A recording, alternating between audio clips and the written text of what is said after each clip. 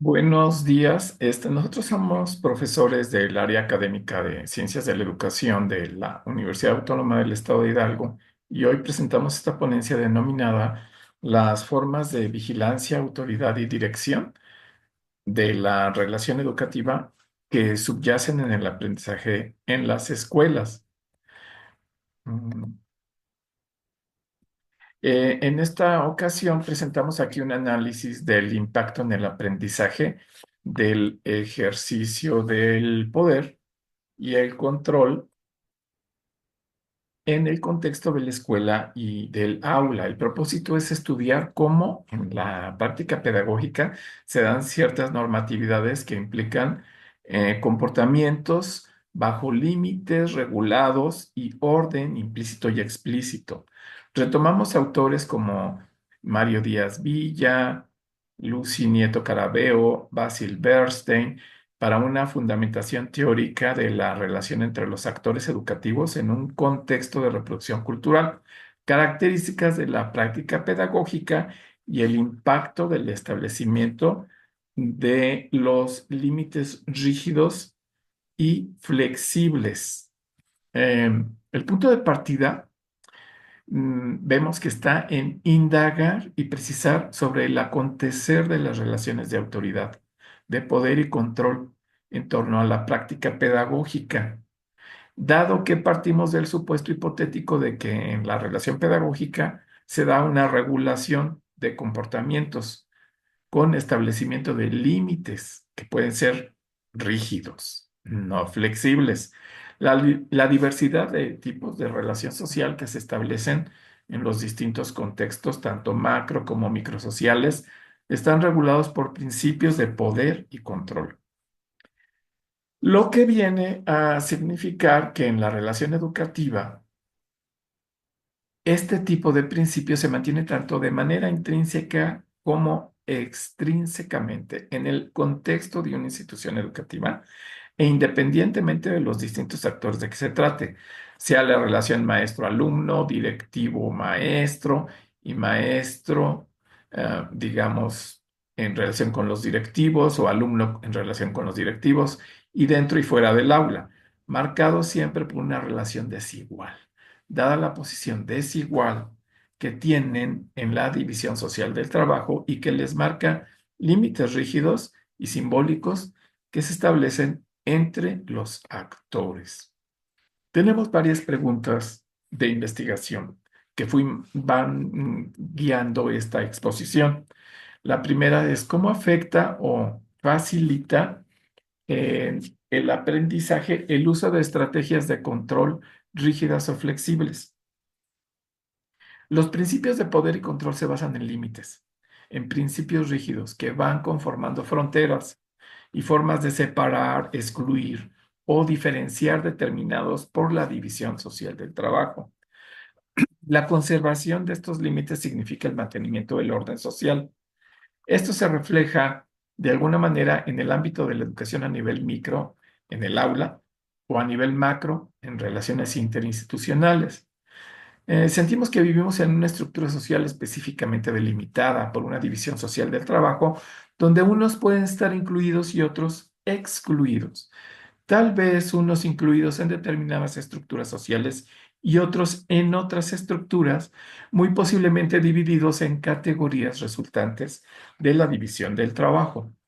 Nuestra segunda pregunta va en relación al principio de la flexibilidad educativa, si puede modificar las formas de control pedagógico, si podrá ofrecer alguna opción de cambio o únicamente reproduce las formas.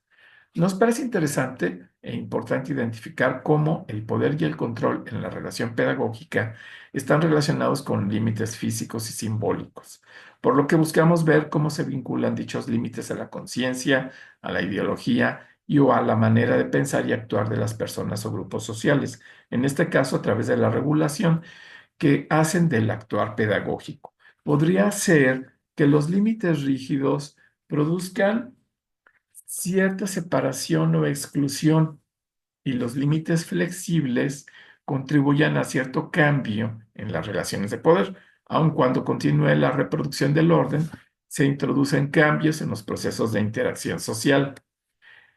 Dentro de esta segunda pregunta, ¿el principio de flexibilidad educativa puede modificar o no las formas de poder y control? Bueno, Díaz Villar subraya que las relaciones de poder subyacen en la división de trabajo. Por ejemplo, las universidades tienen una división del trabajo académico, de tal manera que los profesores e investigadores pertenecen a campos profesionales y disciplinas diversas.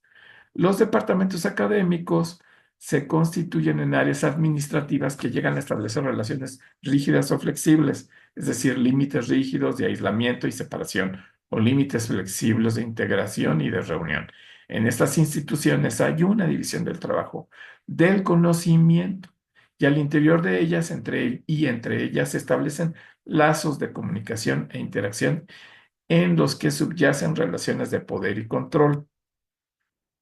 Básicamente, tercera pregunta, ¿cómo se concreta el poder y el control en las relaciones sociales y en la relación pedagógica? Desde la perspectiva de Verse, quien hace crítica del discurso pedagógico, la relación social crucial de reproducción cultural es aquella que se realiza entre transmisores y adquirientes.